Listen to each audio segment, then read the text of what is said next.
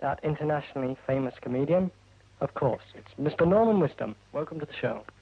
Oh, thank you very much, Ken. I may say that I'm not the most intelligent comedian either, but, anything that you'd like to ask me, help me out, and we'll see if we can make it interesting for everybody, shall we? Right. Norman Wisdom, the comedian. Usually sad, usually clumsy, sometimes boisterous, and always being put down. Has your stage and film character ever began to rub off and been carried into your private life, or have you always been able to break free from your character parts? No, on the contrary, really, Ken. I think that character, with exaggerations, is me. It started in the army, and I was the fall guy, as the American says, or the mug, as we say, and everything seemed to go wrong. I can remember being on parade in the army as a boy of 16 when I had a bit of fluff around my chin, and the officer came along to inspect us, and he said, "Wisdom, you need a shave." And I said, "Well, I'm growing a moustache, sir." And he said, "Well, you don't grow a moustache all the way around your face, do you?" And I said, "Well, I haven't trimmed it yet, sir." And of course I got 7 days jankers, as they call it, for that. But I've always been a cheeky type, but I think harmless, and Yes. and therefore, although people laugh and I get into trouble, they still are amused and probably like me too. Did you take up being a comedian because this was your ambition, or did you do it as a sort of a hobby to begin with? No, as a hobby. It all happened in the army, because I'm very grateful for the army. I thoroughly enjoyed myself in the army. I was in the band, fortunately, and that's how I learned to play many instruments. So I was on clarinet originally, and there were 18 boys. We were all together, and I used to try and, I did in fact occasionally pick up the other boys' instruments and have a little blow. And gradually I learned to play quite a few instruments. And then with the band, when we played out, they used to do concerts for the troops and that sort of thing. This was in India, by the way. And I wasn't really good enough to play on clarinet, because I'd only just started on it, so I found an instrument, the xylophone, in the storeroom. Nobody else played the xylophone, so I learnt it, parrot passion. I learnt 2 pieces. One was called Two Imps, and the other one Snowflakes.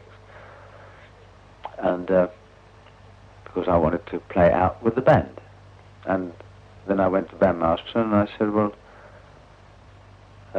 as a matter of fact, I didn't go to him. It was customary when we were having rehearsal for him, if we finished a bit early, to say, is there anything anybody'd like in particular to practice? And I said, well, can we have Snowflakes? And they all laughed. And the master said, well, that's a xylophone solo, Wisdom. And I said, yes, I know, sir, I've learned to play the xylophone. So they all laughed again, and we got the xylophone out, and it was rather like the story, of the man when they laughed when he sat down to play the piano, but they laughed when I stood up and played the xylophone. And I was in the next concert. So then I was standing in front of the band. Then we also used to do sea shanties, singing. Way, hey, jigga-jig in a jaunting car, la, la, that sort of thing. And nobody sang the solos. And I went to bandmaster and I said, nobody sings the solos. He said, why is that, sir? And he said, well, because we haven't got anybody who sings the solos. And I said, well, you have now, sir. And so he heard me sing, and I then used to stand in front of the band, play the xylophone and sing the solos. And then, not being satisfied with that, I used to go into the wash house with a brick floor, army boots and uniform, and I practiced tap dancing. And so then I used to play the xylophone, sing and tap dance, and I gradually became very keen, but it was all designed really in the first place as a sort of a musical ambition and something of a dodge as well, you see. Before you took up your career in acting, you had several other jobs. Were there any that you disliked intensely? No, because I hadn't had, frankly, a choice of good jobs, so I didn't know what was good and what was bad, what was hard and what was easy. I'd been the kitchen boy and a cabin boy at sea, working from 5:30 in the morning. I used to have a cup of tea on the bridge for the officer on duty, and I'd still be washing up dishes and cleaning brass and such like at 11:30 at night. I didn't know the difference. I enjoyed it, and it was hard work, but good for me. When you were at school, were there any teachers who encouraged you to follow a career such as acting? Or were you strictly regimented to getting your sums right and obtaining that ever so important good report and position in class? Well, no, certainly nobody encouraged me with regard to acting because I never had the vaguest idea that I would be any good at that time. And as for being... Well, I used to try to get my maths right, but I was never very good, and I'm still not very good. And I suppose, you know, some of the teachers were even a bit unkind to me, I recall. Some of them, of course, were very kind, but I think the unkind ones that you remember mostly, just the same as people seem to remember a bad criticism rather a good one. That's why press critics usually write bad criticisms, because they, in that way, make a better name for themselves, I suppose. That well-known actress, Diana Wigg of the Avengers television fame, told me the other day that she was often hurt whilst filming her mock fights.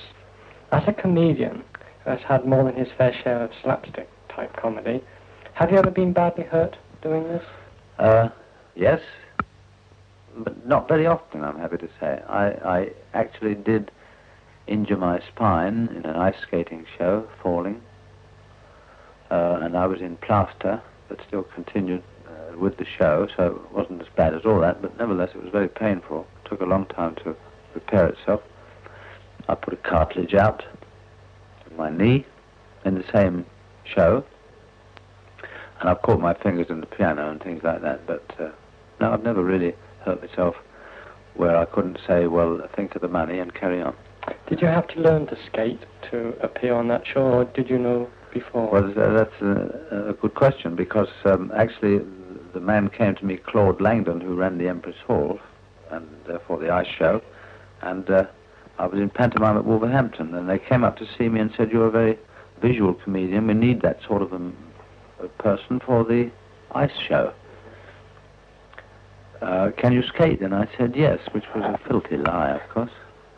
But the show wasn't due to start for about another 6 weeks from that time, and I made sure that in that 6 weeks I did a lot of practice. I used to be up and at the skating rink practicing, so that when they started rehearsing, they said, well, let's see you skate, and I was able to hobble around more or less and say, well, I haven't done it for a long time, but I'll soon pick it up again.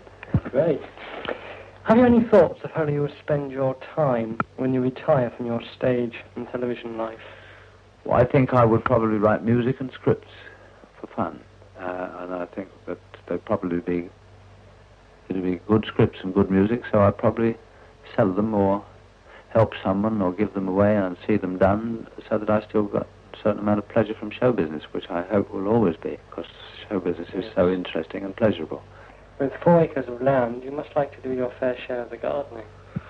No, actually I'm a lazy little swine, but I have a marvellous gardener. He's more than a gardener, he's a pal, and you know, I just go around and see what he's doing and make suggestions here and there, and I take an interest in what is grown, but I don't do any myself. Frankly, I don't get time anyway. You haven't got green fingers. No, just dirty ones sometimes. I believe there is a swimming pool in the grounds. Did you have this built yourself? Yes, yes, I designed that. Oh. It's very nice. Well, when you have a business in London, you can always relax at your Kensington flat. Here you are surrounded by a mass of antiques. Are you a great antique lover? Not particularly antiques, no. I like old things. But, I mean, I don't collect antiques for their value or anything like that. And I suppose, although the furniture which is in my flat in London and in the other places, some of it is quite valuable, it's only because I liked it. And with regard to the flat, actually, it's all Spanish. Yes. And I bought an old army lorry, and with a pal of mine, we took it across on the ferry, across the channel. We motored through France, and then went all through Spain collecting pieces here and there, which was one of the nicest holidays I've ever had. You know, sleeping in ditches and haystacks and in the back of the lorry and so forth, until we got to a hotel for a bath. And I brought it all back and put it in the flat. It fitted very nicely. Was that the original idea of going on holiday to collect the antiques? Yeah. Oh, that's and then I sold the lorry when I got back, you see. So that's a very unusual way of spending a holiday, that, actually. Well, it is fun. Yes. A holiday with a purpose. Well, Norman, the time is ticking away, and I can't keep you from your dinner very long, because I know it's a hot day and you're dying to get at it. That's all right. But I saved this little piece to the last, and I'm going to spring this straight on you. Could you just sing these lines for us? Well, without music, it sounds pretty awful, but don't laugh at me, 'cause I'm a fool. I know it's true, yes, I'm a fool. No one seems to care. You want me to